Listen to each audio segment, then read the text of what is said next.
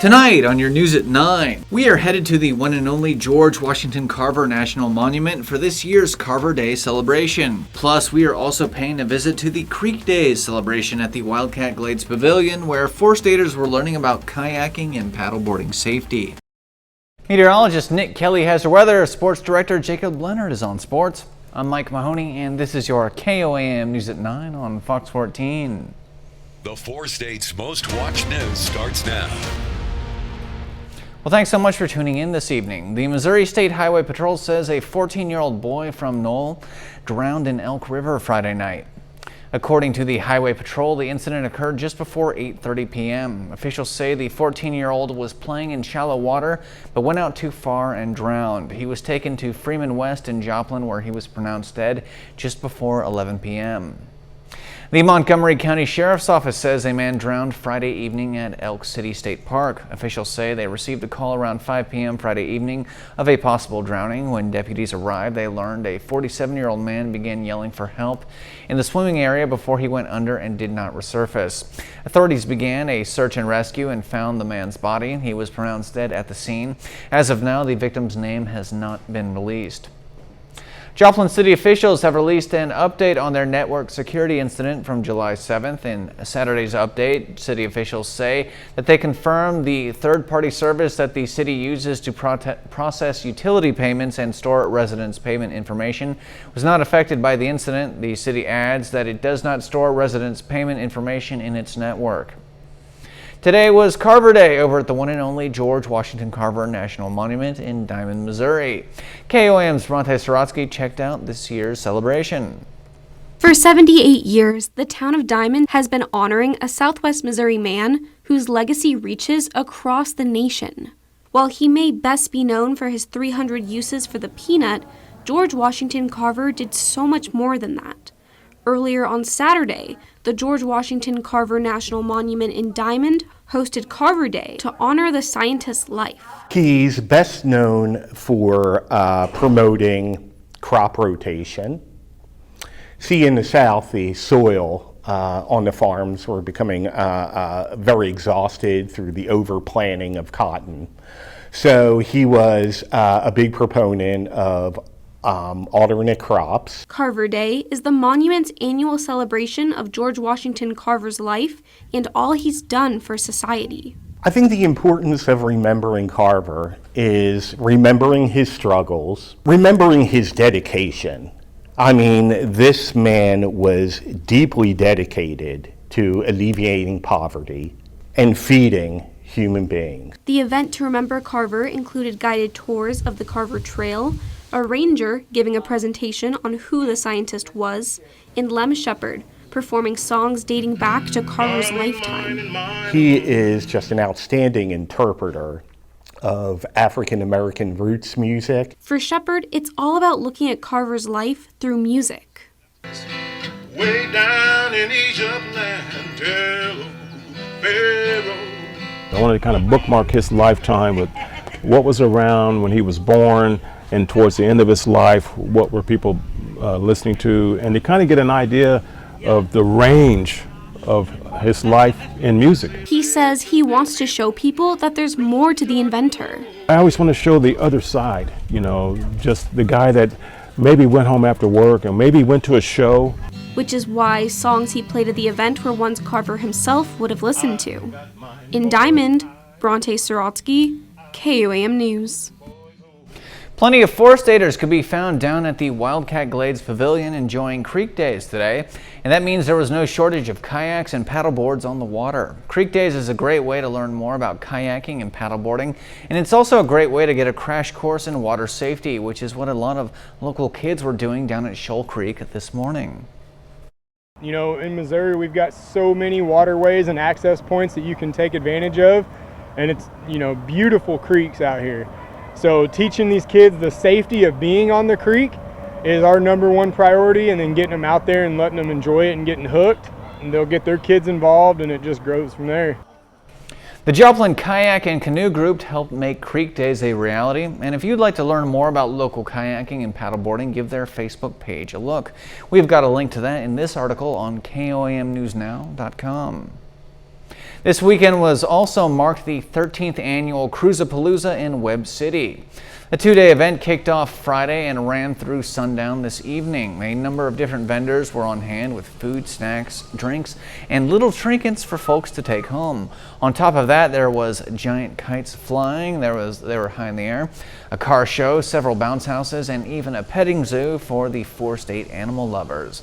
Organizers say it takes a lot to plan this each year, and it's always exciting to see it in action. I think we're all feeling the same kind of cooped up feeling, or the sense of being isolated from friends, family, people that we love, or even just being able to go out and do the things normal that we used to do. So it's just really exciting to be able to stand here and look out and see something that we have many hours put in come to fruition, and see people enjoy that. Due to tonight's weather, the fireworks show has been rescheduled for the city's 9/11 ceremony taking place later this year, and tonight's headlining band has been rescheduled for August. It's now time for us to honor one of our many four-state heroes, and tonight we recognize Mark Alexander of Coffeyville, Kansas. Alexander served as a sergeant in the U.S. Army, and he was a member of the 174th Service and Supply Company. Thank you, sir, for your service and your bravery. For more information on all our four-state heroes, or to nominate your own, just log on to KOAMNewsNow.com. We'll be right back with meteorologist Nick Kelly and a look at your weather. Plus, we'll update you on the record-breaking heat wave that is scorching our country's west coast. That is coming up right after weather.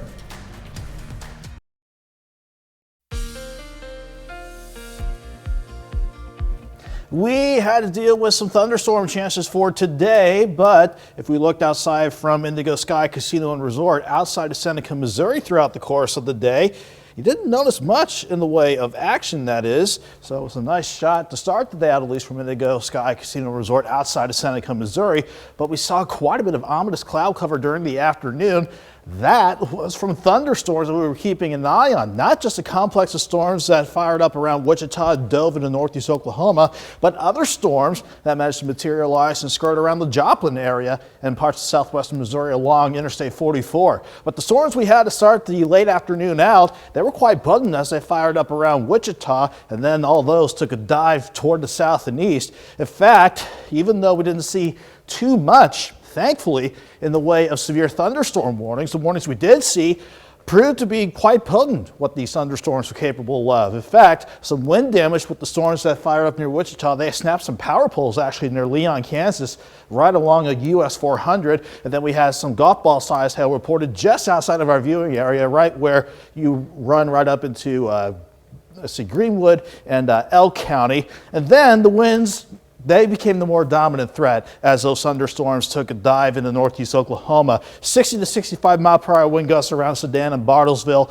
and then more minor wind damage. Anything from down tree limbs to a metal sculpture that was taken down, and another power pole or two snapped not too far from the turnpike in northeastern parts of Oklahoma. In general, though, even though we didn't see a whole lot of severe weather this afternoon and this evening, we saw quite a bit of rain, not just from the storms this morning, but from the storms this afternoon. On the average, almost an inch across the entire region, but where the rain really piled up and came on down, radar estimates suggesting anywhere from 1 to almost 4.5 inches of rain. And even though the worst of the action is well to the south and east of us, I'm still keeping an eye on some straggling storms that want to try and come in from the north. But if they can during the overnight, not expecting them to be severe, so we're not worried about that. The storm system, though, had an impact on temperatures. For Joplin Regional, we topped out at least near 90 yesterday, if not lower 90s, dropping back into the mid-70s this morning. And Joplin, we can only make do with highs around 85, 86 degrees this afternoon. In fact, everybody was quite mild, if not a bit warm to start the morning out, in the mid-70s overall. Then, before the storms got going, we saw temperatures really push into the upper 80s across northeastern Oklahoma. But then you saw temperatures drop quickly into the 70s as those storms really worked on in. But we are now seeing more uniform temperatures that will drop back into the 60s, mid-60s, as we go through the course of the night. And again, to start the overnight, I want to keep an eye out for maybe a few thunderstorms that will try to clip some of our northern and eastern counties along in the east of 69. But that activity least on the backside of our cold front. So I'm not expecting that to be severe. And even though it was nice at this upper low, even though it gave us a thunderstorm chances, this will keep us cooler than normal for the next few days. But as it starts to work away as we go into the middle of next week, the heat will want to return as well. So we are pretty much done with any threat of severe weather. In fact, we look pretty good overall for tomorrow, with at least as far as severe weather chances go, which is none.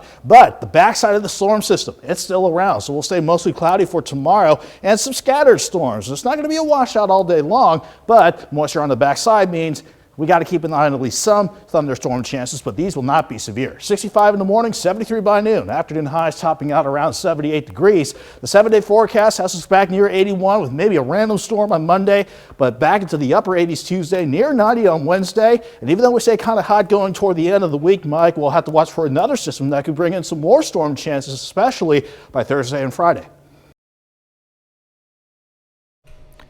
Well, thanks as always, Nick Kelly. And Nick, here's a story I'm sure you've been following. The American West is expected to be boiling this weekend. Meteorologists say some cities may set new temperature records. More than 32 million people live in areas where excessive heat warnings or heat advisories are in effect. Death Valley, which is known for its sizzling temps, could see highs approaching 130 degrees, just a few degrees shy of the Earth's hottest temperature ever recorded.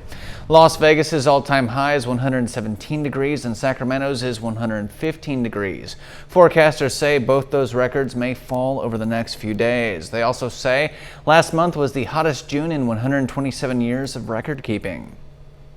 Right after this break, we are headed to Charlottesville, Virginia, and we'll be learning about the 3 different statues that were taken down in the city today, as well as what prompted their removal. That story and more are next.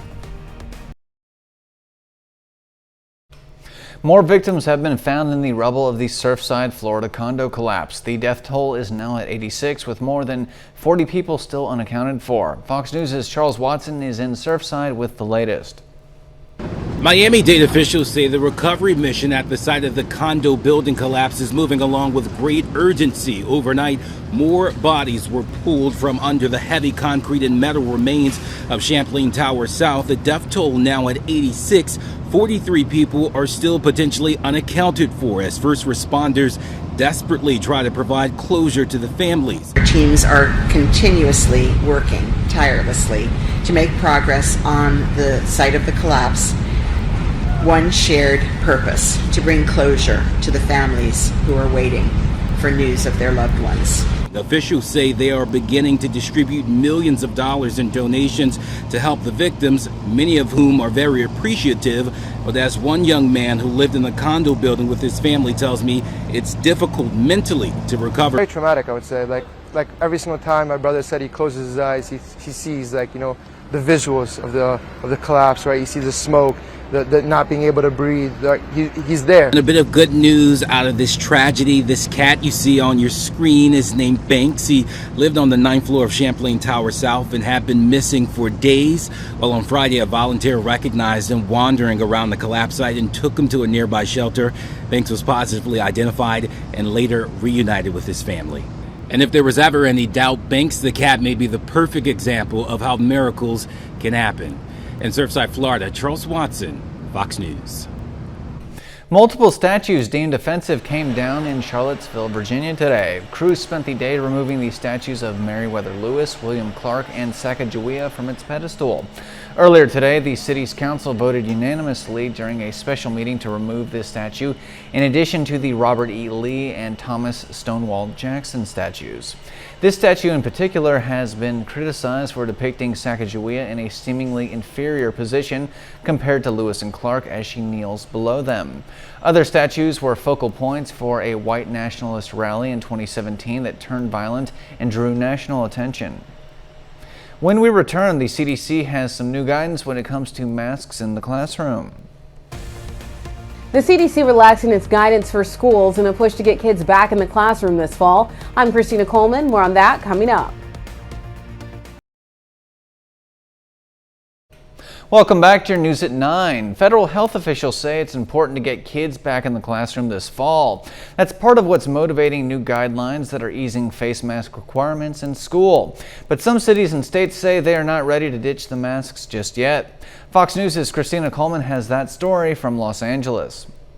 As the school year inches closer, the CDC has updated its official guidance. Masks are no longer a requirement for vaccinated students and teachers in the classroom. It's welcome news for some parents. I was happy to hear that they wouldn't have to wear them. I do think that a lot of the information has been confusing. It also paves the way for schools to fully reopen for the fall semester, as many students have struggled with online learning during the pandemic. We know now that really the benefits of in-person learning for them far, far outweigh the risks of COVID transmission. The recommendation does come with the caveat that students should still be socially distanced. Hand washing and rigorous cleaning protocols should also continue. Some states like California say most of their schools can't make that work and will stick with the masks this fall.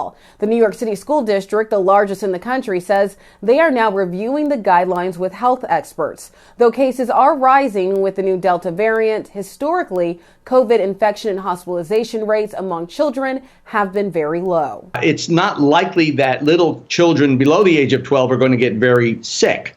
What I worry about are the teachers, the janitors, the ancillary help, the secretaries, et cetera, in the schools who do run the risk of getting infected by the Delta variant if they are not vaccinated.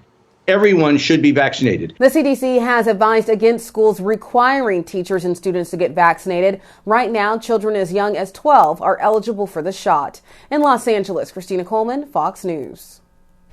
A new report says COVID-19 causes significant molecular changes in the human brain, but leaves no molecular trace of itself in brain tissue. This comes from researchers at Stanford University. The scientists say COVID-19 can cause strong inflammation of the brain, as well as disruption of brain circuits. The virus can also cause brain fog, memory problems, and fatigue. A growing number of people report having these symptoms long after they seem to have recovered from the coronavirus. The scientists say they hope their findings may ultimately help explain the neurological and psychiatric symptoms experienced by people who have been suffering from what's called long-haul COVID. It turns out not all our pets have been savoring the extra time they've gotten to spend with their owners during the coronavirus pandemic lockdowns. A new study from James Cook University in Australia said that plenty of cats actually dreaded having their owners around so much. The research team interviewed about 400 cat owners. Half of the respondents believe their cat was not pleased to have their owner home, invading their space and encroaching on their alone time.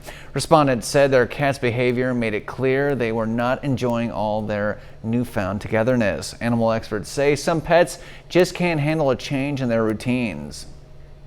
I'm not surprised that cats don't like us very much. All right. Still to come, a big change is underway at our nation's capital. About 6 months after the Capitol riot on January 6th, crews are taking down the protective fence piece by piece. We've got that story and more coming up right after this short break.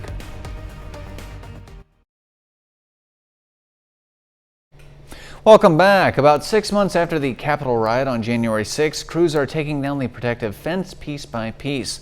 Locals say it's about time the fence came down, but some members of Congress and their staff aren't so happy about it. Fox News' David Spunt has that story.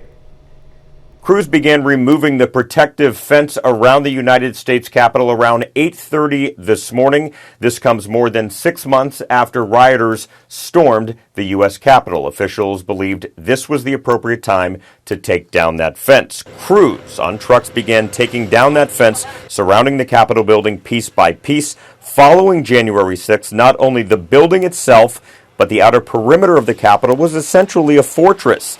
The outer fence came down a few months ago. Now the inner fence is coming down. 6 months after the riot, the acting Capitol Police Chief is putting new measures in place, from enhanced member protection to additional riot training. She's also calling for more equipment and surveillance. Those passing by the Capitol tell Fox News it is time to take the fence down. I worry a lot about the safety of the Capitol. I just don't think the fence, having this permanent fence, is the way to do that. I'm so over it. I'm glad it's going to come down. But for those members of Congress and staff who were inside the building on January 6th, they still feel somewhat anxious about the overall security of the Capitol as they head in and out of work each day. I would hope that the people who made that decision will be able to convince members of Congress that whatever danger that occurred with January 6th has subsided. The fence removal process will take about 3 days. The Capitol building itself is still closed to the public. It's been that way since March 2020. In Washington, David Spunt, Fox News.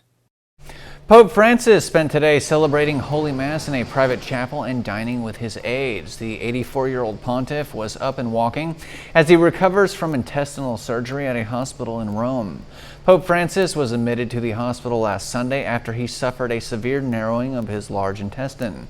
Doctors removed half of his colon and kept him in the hospital after the operation.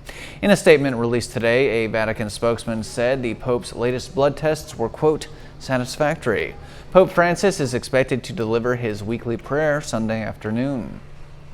Don't go anywhere. We've got a lot more news headed your way, as well as another look at your weather with meteorologist Nick Kelly and your KOAM Sports Report with Sports Director Jacob Leonard. That's all coming up right here on your KOAM News at 9 on Fox 14. What to do about all these hack attacks thought to be coming from Russia? President Biden just spoke with Vladimir Putin about that. I'm Caroline Shively in Washington. I'll have details coming up.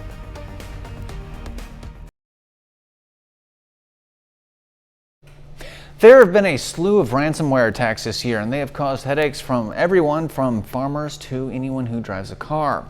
They've also forced a few of the companies who have been targeted to fork over millions of dollars in ransom money. Now, President Biden has urged Vladimir Putin again to find out who's responsible and to put an end to it. Fox News' Caroline Shively has more from Washington. Russia and recent ransomware attacks. President Biden thinks there's a connection, and he wants the Russian president to do something about it. The United States expects when a ransomware operation is coming from his soil, even though it's not sponsored by the state, we expect them to act if we give them enough information to act on who that is. On Friday, the White House said President Biden raised the issue with Vladimir Putin in a phone call, saying he urged the Russian president to act to disrupt the criminal group's thought to be behind the attacks, and said the U.S. would take any necessary action to defend its people and its critical infrastructure. You said 3 weeks ago there would be consequences. Will there be, sir? Yes. President Biden's face-to-face meeting last month with Vladimir Putin did not put an end to the hack attacks. Kaseya was the latest company to fall victim just this month, and it caused problems for hundreds of companies in the U.S. as well as overseas. That was after a major gasoline pipeline and a meat processing facility were each forced to pay millions of dollars in ransom to resume normal operations earlier this year. We can't just go tit for tat. We actually have to have a response that makes the Russians understand that whatever they think that they're getting out of these attacks, it's not worth it. President Biden is expected to discuss the ongoing hack attacks with German Chancellor Angela Merkel when she pays a visit to the White House this week. In Washington, Caroline Shively, Fox News. The sound of explosions and gunfire rang through the streets of northern Afghanistan today. Video obtained by Reuters shows armed civilians and Afghan security forces engaging in a gunfight with the Taliban. Security personnel fired a mortar in an effort to force the Taliban out of the city. The Islamist insurgents have been making territorial gains in northern provinces for weeks. This comes as the United States pulled out combat troops from its main base, effectively ending its two-decade intervention in Afghanistan. On Thursday, President Biden acknowledged that the Taliban were now at their strongest since 2001, but added he has confidence in the Afghan military. Police in Bangladesh have arrested 8 people after at least 52 people were killed when a food and beverage factory was set on fire. The owner of the factory is among those facing murder charges. Authorities say many of the victims were workers who were trapped inside the building with the doors illegally locked. Bangladesh has a tragic history of industrial disasters, including factories catching fire with workers locked inside. We'll be right back with meteorologist Nick Kelly and another look at your weather. Stay tuned.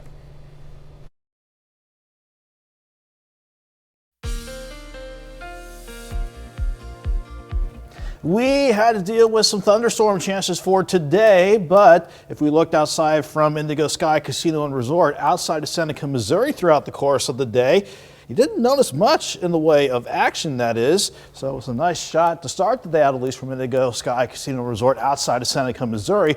But we saw quite a bit of ominous cloud cover during the afternoon.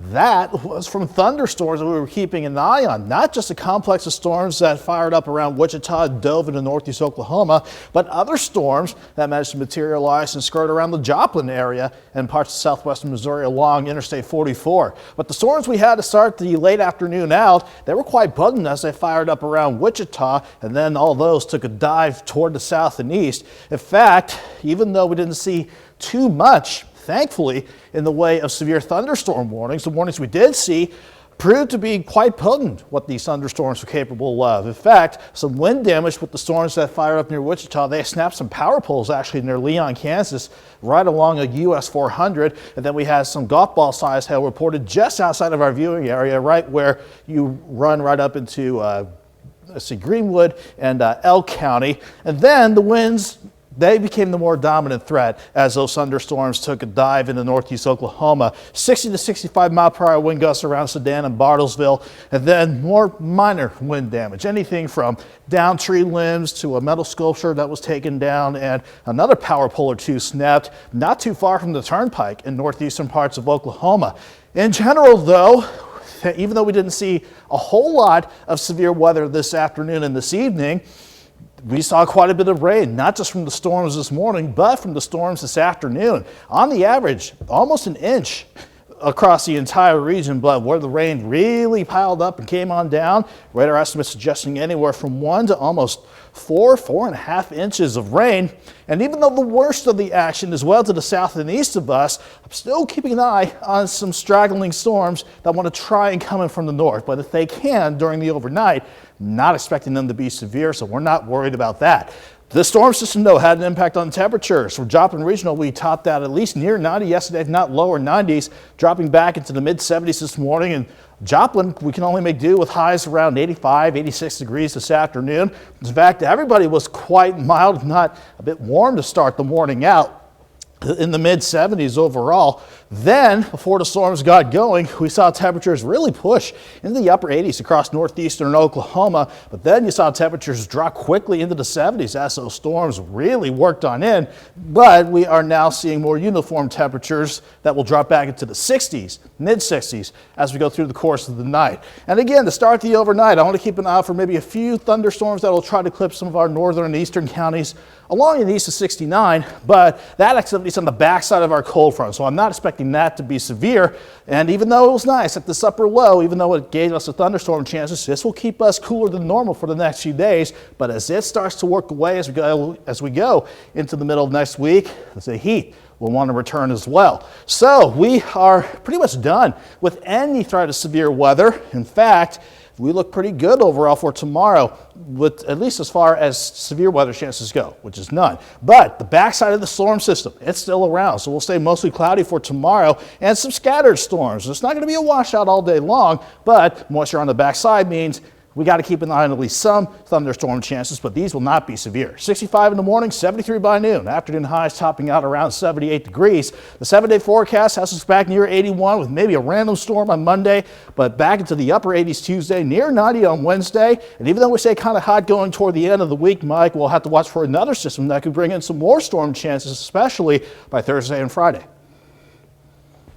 Well, thanks again, Nick, and stick around, sports fans. Sports director Jacob Leonard is stopping by this weekend, and he has got your KOM News at 9 sports report that is coming right up.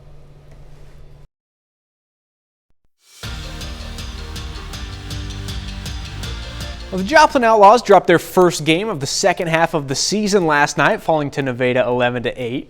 That's the bad news. The good news is that Jeff City also lost last night. So the Outlaws are still in a tie for first place in the Mink League South Division. Tonight, Joplin and Nevada back on the field for the final game of their two-game set. There was a little rain delay here, but they're back at it. At the time of this taping, Outlaws trail 5-0 in the bottom of the fifth. Today is semifinals day for the Missouri Little League District 2 tournament in Webb City. Webb City is the #1 seed in the bracket and hits the field today against the Joplin American All-Stars. The winner of this one automatically moves on to the district championship game tomorrow. This dude, Connor Hood, Hot start on the mound. 3 strikeouts in the first for Webb City. He got 4 in 4 innings of work. The Webb City offense helped him out too. Barrett Weller, with the bases loaded, drops it into right. That scores 2.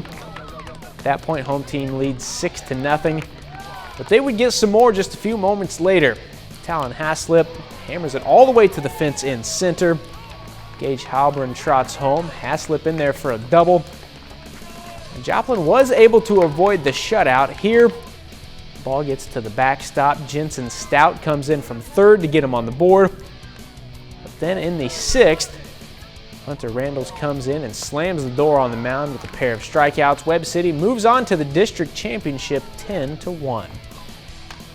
In the major leagues, the Kansas City Royals on the road for Game 3 of their series against the Cleveland Indians tonight. And Salvador Perez off the Bradley Zimmer bunt attempt, laying out.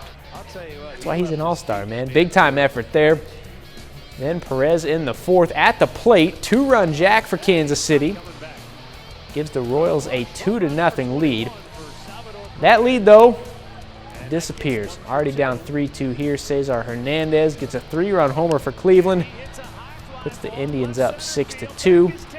They did not look back. Cleveland pounds Kansas City today 14-6. Well, staying with Major League Baseball, both the Royals and Cardinals had a player named to the All-Star game today as injury replacements. Yadier Molina for St. Louis, Whit Merrifield for Kansas City. Now for Merrifield, it's his second All-Star game selection. He joins Salvador Perez on the American League roster, giving Kansas City multiple All-Stars for the first time since 2017. It is Molina's 10th All-Star selection. However, after being picked, he's opted not to attend the game to instead rest a foot injury. And this season, he leads all National League catchers with 40 RBIs in the first half of the season. The MLB All-Star game will be next Tuesday in Denver, Colorado. Kansas City Chiefs defensive end Frank Clark has been charged with a felony weapons violation stemming from his arrest on March 13th by the California Highway Patrol. Clark is charged with 1 felony count of possession of an assault weapon. He was arrested in March when officers said they found 2 loaded firearms in the vehicle after a traffic stop. Now, Clark is entering his 3rd season in Kansas City and was part of the 2019 Super Bowl team. If convicted, he could face up to 3 years in prison. That's it for sports. We're back with more news after this. Massive amounts of dead fish are washing on shore across Tampa Bay. Several beaches are closed and crews are racing to clean up the smelly, decaying mess. Fox News' Catherine Hawley explains what's going on. It's a disturbing sight to see and smell. Dead fish littering the shorelines across Tampa Bay. I've been coming here for 10 years. I mean, this is worst it's ever been. Bait fish, sport fish, stingrays, even dolphins and manatees, all killed by red tide and piling up. I think many people had high hopes that Elsa might, either wash the red tide out of the bay or the winds might break up the red tide organisms. Unfortunately, that's not really what we've seen. The FWC's red tide map shows high concentrations of the microorganism that causes red tide blooms in the waters of Hillsborough Bay and Tampa Bay. And officials don't think this problem will be resolved quickly. I do think we need to be sort of strapped in for the long haul. It is very unusual to see red tide at these concentrations in Tampa Bay, especially this early in the rainy season. The view from Skyfox shows a shocking amount of dead fish in the water that will eventually come ashore. Pinellas County leaders have been keeping a close eye on the situation, telling us extra crews are now being brought on to help with the cleanup. Tomorrow we'll be launching a contracted boat cruise, 4 of them from Fort DeSoto, and they'll be working to remove dead fish from St. Pete Beach, Tierra Verde, Fort DeSoto, and Shell Key Preserve. The fish coming in. In St. Pete, more than 120 employees have been taken off their normal jobs to remove dead fish around the clock. It's tedious work picking the fish out of the mangroves by hand. We've collected 15 tons of fish in those 10 days, and 9 tons of those fish have actually been picked up in the last 24 hours. Authorities take down a grizzly bear that killed a California woman in Montana Tuesday. On Friday, wildlife officials shot the bear using night vision goggles after staking out a chicken coop that the bear raided close to where the woman was killed. 65-year-old Leah Davis Loken was pulled from her tent and killed by the grizzly bear. Authorities say based on previous chicken coop raids by a bear and the bear's size and color, they are confident they got the right grizzly. Nearby campsites will remain closed until DNA evidence comes back to confirm the kill. We are not done yet here on your KOAM News at 9 on Fox 14. And when we return, we are taking a closer look at our country's tragic road rage shooting problem. As of now, those types of shootings are on pace to reach a 6-year high. Details are coming up right after the break. Road rage shootings in the U.S. are on pace to reach a 6-year high, with an incident occurring nearly every 18 hours. This week alone, there have been 5 deadly road rage shootings. Fox News' William Lajeunesse takes a look. This was one of the most tragic events that I have witnessed in my 20 years in policing. Jay Boughton got into a traffic altercation Tuesday night while driving near Minneapolis with his 15-year-old son, prompting someone in this SUV to open fire. Boughton lost control and crashed. His son tried CPR, but Jay died in his arms. This is the world we live in, people. Is this the world we want to pass to our children? Is it? Is it? There were some shots fired on the road while this guy was driving. Road rage is back. At least once a day, someone is shot at, injured, or killed, according to the Gun Violence Archive. Some call it cove rage. Heavy traffic, short tempers, aggressive driving. An obscene gesture escalates the situation until one driver retaliates with a weapon. That hand gesture got my son executed. And that's not fair. Monday in Houston, Paul Castro and his 17-year-old son David were on their way home from an Astros game when Dad exchanged hand gestures with the driver of a white Buick sedan, who followed them before opening fire. David was shot in the incident and died yesterday. Meanwhile, in Detroit, Monday, Francis Dombrowski got into a road altercation with Terrell Josie, who allegedly shot him after they pulled into a parking lot. He was talented, he loved serving the citizens, and he was a great firefighter. To lose his life so tragically in such a violent manner, after risking his life for 3 decades, there are no words to comfort or console someone after that. In the last 4 years, 22 Americans on average were killed or injured every month in road rage incidents, a number that has now nearly doubled to 42. Manhunts are underway outside Minneapolis and Houston and here in Los Angeles following a shooting on Saturday. There was also another incident just south of me this morning. In Los Angeles, William Lajeunesse, Fox News. Well, thanks so much for stopping by on this stormy Saturday. We'll see you tomorrow for more KOAM News at 9 on Fox 14. Have a great night, and of course, stay safe out there.